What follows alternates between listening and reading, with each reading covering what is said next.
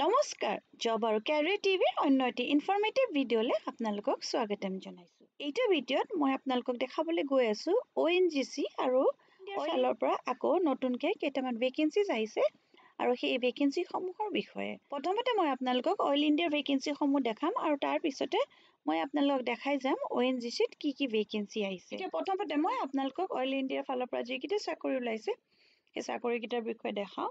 এখন হৈছে oil India official ৱেবছাইটখন হয়। ইয়াতে আপোনালোকে oilindia.co কেৰিয়াৰ্ছ অইলত যাব। এইটো কেৰিয়াৰ্ছ অইল আৰু কাৰেণ্ট অপেনিংছ। তাৰপিছত যেতিয়া আপোনালোকে তললৈ স্ক্ৰল ডাউন কৰিব, এইটো যোনটো আহিছে প্ৰথম এডভাৰটাইজমেণ্টৰ, এইটোৰ অলৰেডি মই যোৱাকালি ভিডিঅ' দিছোঁ, সেইটো আপোনালোকে চাব পাৰিব। এতিয়া এইটো মই দেখাম আপোনালোকক। এতিয়া যোনটো নতুন এইটো এডভাৰটাইজমেণ্ট আহিছে, আজি আহিছে এইটো।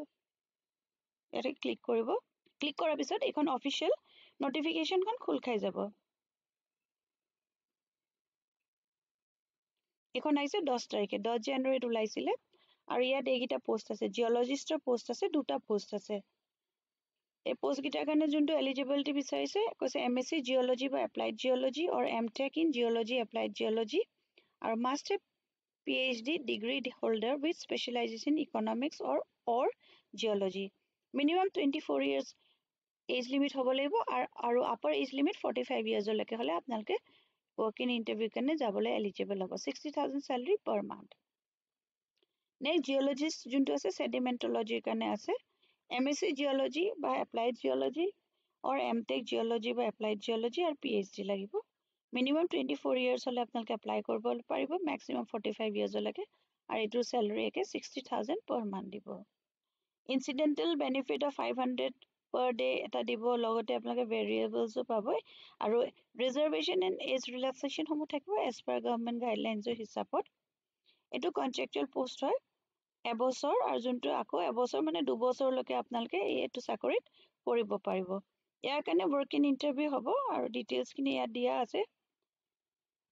এই ইণ্টাৰভিউকেইটা হ'ব, প্ৰথম যোনটো কণ্ট্ৰেকচুৱেল জিঅ'লজিষ্ট ইকনমিক্স বা অৰ জিঅ'লজিষ্টৰ পোষ্ট আছে, 29 জানুৱাৰীত হ'ব, 9টা পৰা 11টা বজাৰ ভিতৰত আপোনালোকৰ ৰেজিষ্ট্ৰেশ্যন হ'ব আৰু তাৰপিছত ইণ্টাৰভিউ প্ৰচেছটো হ'ব। আৰু ছেকেণ্ড যোনটো পোষ্ট আছে কণ্টেকচুৱেল জিঅ'লজিষ্ট ছেডিমেণ্টাৰী, সেইটো একে 29 জানুৱাৰীত 9টা পৰা 11টা বজাৰ ভিতৰত আপোনালোকে 9টাৰ পৰা 11টা বজাৰ ভিতৰত আপোনালোকে ৰেজিষ্ট্ৰেশ্যন কৰিব লাগিব আৰু তাৰপিছত ইণ্টাৰভিউ হ'ব। এইখিনি ডকুমেণ্টছ আপোনালোকে লৈ যাব লাগিব। পাৰ্চনেল যোনখিনি বায়'ডাটা আছে ফৰ্মেটটো দিয়া থাকিব তলত, মই দেখাই দিম। এখন কালাৰ্ড ফটোগ্ৰাফ লাগিব, ভেলিড আইডেণ্টিটি প্ৰুফ আৰু ভেলিড এড্ৰেছ প্ৰুফ লাগিব, date of birth proof, birth certificate এইখিনি লাগিব, admit card, marksheet, caste certificate, no' objection, তাৰপিছত self attested photocopies of all applicable documents, certificate, testimonials. তাৰমানে আপোনালোকে গোটেই যিমানখিনি ডকুমেণ্টছ আছে সেইখিনি প্ৰিণ্ট আউট ওলাই পেলাই ছেল্ফ এটেষ্ট কৰি লৈ যাব লাগিব। অৰিজিনেল ডকুমেণ্টছখিনিও আপোনালোকে লৈ যাব লাগিব ইণ্টাৰভিউ সময়ত চাব। যদি আপোনালোকে এলিজিবল আৰু ইণ্টাৰেষ্টেড হয় তেন্তে এই পোষ্টকেইটাৰ কাৰণে আপোনালোকে ৱৰ্কিং ইণ্টাৰভিউৰ কাৰণে যাব পাৰিব। এইখিনি চিলেকশ্যন ক্ৰাইটেৰিয়া দিয়া আছে, এইখিনি এবাৰ চাই ল'ব কেনেকৈ সিহঁতি চিলেকশ্যন প্ৰচেছটো কৰিব। আৰু এইখিনি বাকী ৰুলছ এণ্ড ৰেগুলেশ্যনছখিনি আছে, এইখিনি মই গোটেইখিনি পঢ়ি নিদিওঁ, মই আপোনালোকক এবাৰ এপ্লিকেশ্যন ফৰ্মখন দেখাই দিছোঁ। এইখন হৈছে এপ্লিকেশ্যন ফৰ্মখন। এই যেতিয়া আপোনালোকে লিংকটোত ক্লিক কৰিব, যোনটো মই দেখাইছিলোঁ, এই ফৰ্মখন মানে এডভাৰটাইজমেণ্টটো আপোনালোকৰ কম্পিউটাৰত এইটো ছেভ হৈ যায় ডাউনলোড ফোল্ডাৰত। তাতে গৈ পেলাই আপোনালোকে প্ৰিণ্ট আউট ওলাই ল'ব পাৰিব আৰু ইয়াত যেনেকৈ দিয়া আছে সেই গোটেইখিনি আপোনালোকে ফিল কৰিব আৰু ফিল কৰি পেলাই এইখন আপোনালোকে লৈ যাব লাগিব। এই পোষ্টকেইটাৰ কাৰণে আপোনালোকে কোনো এপ্লিকেশ্যন ফিজ দিব নালাগে। সেইকাৰণে আপোনালোক যদি এলিজিবল আৰু ইণ্টাৰেষ্টেড হয় আৰু যদি গুৱাহাটীতে থাকে তেন্তে ৱৰ্ক ইন ইণ্টাৰভিউৰ কাৰণে গুচি যাব পাৰিব। এইখিনি ডকুমেণ্টছ আপোনালোকে লৈ যাব লাগিব।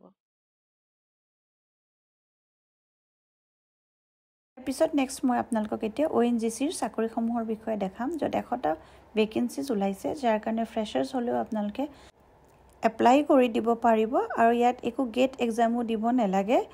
ষ্টাৰ্টিং চেলাৰী 60,000 অনৱাৰ্ডছ হ'ব আৰু আপোনালোকে সেইকাৰণে ভিডিঅ'টো স্কিপ নকৰাকৈ শেষলৈকে চাই যাব। যদি ইণ্টাৰেষ্টেড আৰু এলিজিবল হয় তেন্তে এপ্লাই কৰিব পাৰিব। এই ৱেবছাইটটোত আপোনালোকে যেতিয়া যাব ONGCindia.com, গৈ পেলাই এই কেৰিয়াৰ্ছত আপোনালোকে ক্লিক কৰিব, তাৰপিছতে ৰিক্ৰুটমেণ্ট নটিছত এইখিনি যেতিয়া ক্লিক কৰিব এই পেজখন খোল খাব।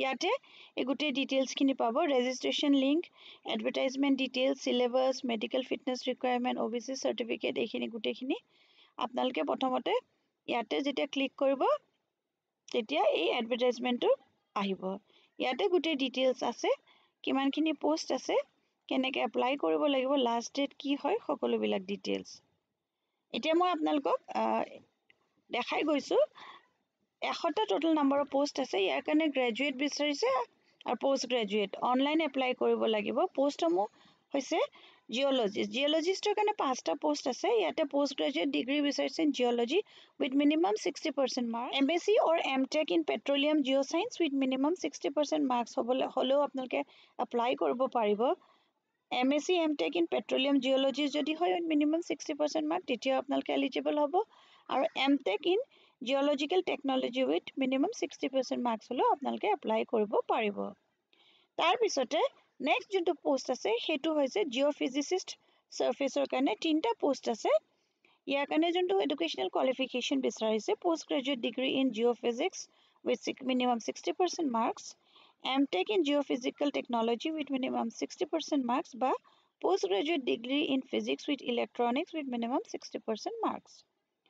Third যোনকেইটা পোষ্ট আছে সেইকেইটা হৈছে জিঅ'ফিজিচিষ্ট ৱেলছৰ কাৰণে এটা পোষ্ট আছে ইয়াতো একে জিঅ'ফিজিকেল টেকনলজি বা post graduate in physics with electronics বিচাৰিছে উইথ মিনিমাম 60% মাৰ্ক তাৰপিছতে মেকানিকেলৰ 11টা পোষ্ট আছে ইয়াত বিচাৰিছে graduate degree in mechanical engineering with 60% marks পেট্ৰলিয়ামৰ কাৰণে আছে 19টা পোষ্ট ইয়াত বিচাৰিছে graduate degree in petroleum engineering with minimum 60% marks কেমিকেলৰ কাৰণে 23টা পোষ্ট আছে ইয়াতে বিচাৰিছে graduate degree in chemical engineering with minimum 60% marks ড্ৰিলিঙৰ কাৰণে আছে মেকানিকেল 23টা পোষ্ট আছে graduate degree in mechanical engineering with minimum 60% marks তাৰপিছতে আছে ড্ৰিলিং পেট্ৰলিয়াম 6টা পোষ্ট আছে ইয়াতে বিচাৰিছে graduate degree in petroleum engineering with minimum 60% marks next ওলাইছে মেকানিকেল 6টা পোষ্ট ওলাইছে graduate degree in mechanical engineering with minimum 60% marks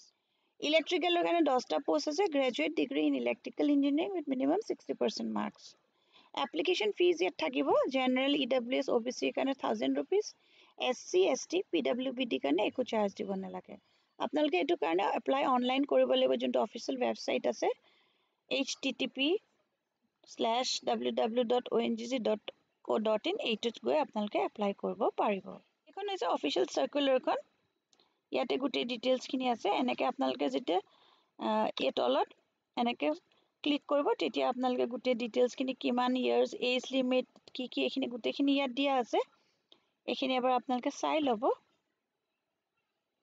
general কেটেগৰিজৰ কাৰণে 1000 rupees ফিজ এইটো ক'লো ইয়াতে কম্পিউটাৰ বেছ টেষ্ট হ'ব আৰু যোনটো চেণ্টাৰ হয় গুৱাহাটীত আছে অসমৰ কাৰণে বাকী এইবিলাক বেলেগ বেলেগ ডিষ্ট্ৰিক্টত আছে এই পোষ্টসমূহৰ কাৰণে যোনটো ৰেজিষ্ট্ৰেশ্যন প্ৰচেছ হয় সেইটো 10 তাৰিখৰ পৰা ষ্টাৰ্ট হৈছে 10 জানুৱাৰীৰ পৰা 24 জানুৱাৰীলৈকে থাকিব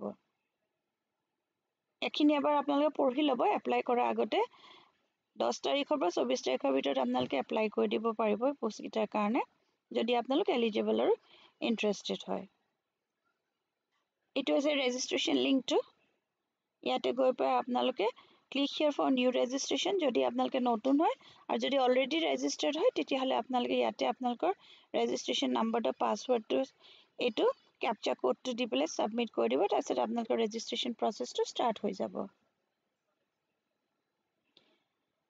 অনলাইন ফিজ পে'মেণ্ট কৰা 10ৰ পৰা 24ৰ ভিতৰত আপোনালোকে কৰিব পাৰিব গোটেই ৰেজিষ্ট্ৰেশ্যন প্ৰচেছটো আৰু এইখন হৈছে চিলেবাছখন ইয়াতে আপোনালোকে এবাৰ পেজ ইয়াতে এনেকৈ ক্লিক কৰি কৰি আপোনালোকে এই চিলেবাছখন চাই ল'ব যোনটো CBT টেষ্ট হ'ব তাৰ কাৰণে আপোনালোকে কি কি পঢ়িব লাগিব ইয়াতে পাই যাব যদি আপোনালোকে এলিজিবল আৰু ইণ্টাৰেষ্টেড হয় তেন্তে এই পোষ্টসমূহৰ কাৰণে এপ্লাই কৰি দিব পাৰিব